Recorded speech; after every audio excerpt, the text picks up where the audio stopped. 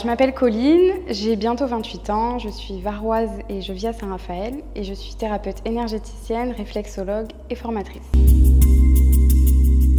J'ai toujours su que j'étais magnétiseuse et j'ai commencé ma carrière en tant qu'aide-soignante et puis je me suis vite rendu compte que ma notion d'aide était altérée. Du coup, je me suis formée aux techniques de soins qui prennent la personne dans sa globalité.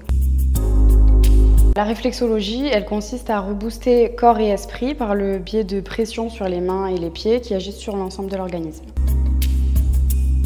Elle peut les aider à retrouver l'équilibre physique et émotionnel par le biais de la stimulation de tous les systèmes et dans le but de retrouver une santé équilibrée.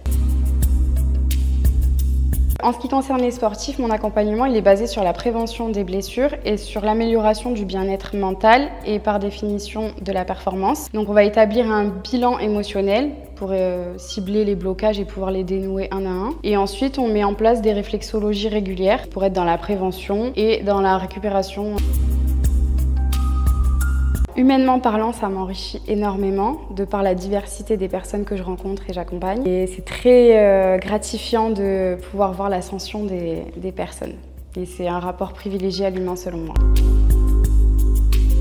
J'ai un diplôme d'aide-soignante et je suis formée en soins énergétiques, en magnétisme, en réflexologie et en fleurs de bac. Et actuellement, je suis un cursus naturopathie. Ce que je pourrais dire, c'est que la réflexologie, c'est un soin qui est très relaxant et qui est parfait pour relâcher toutes les tensions et préserver sa santé à tout niveau.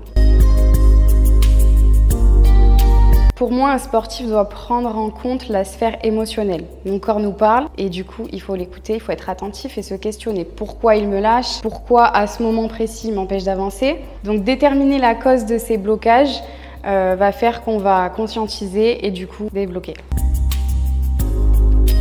Pour moi, c'est la bienveillance, l'empathie et l'écoute. Selon moi, le happy body passe par le happy soul. Une âme heureuse fait un corps heureux. Oui, pour bien commencer la journée, j'allie des automassages des mains et des pieds avec de la respiration et je fais une petite marche. Pour moi, ça va être le petit plus santé qui va leur permettre de s'autogérer en cas de surcharge mentale et physique. Et à l'issue des interventions, ils pourront se soulager eux-mêmes et transmettre les clés à leurs élèves.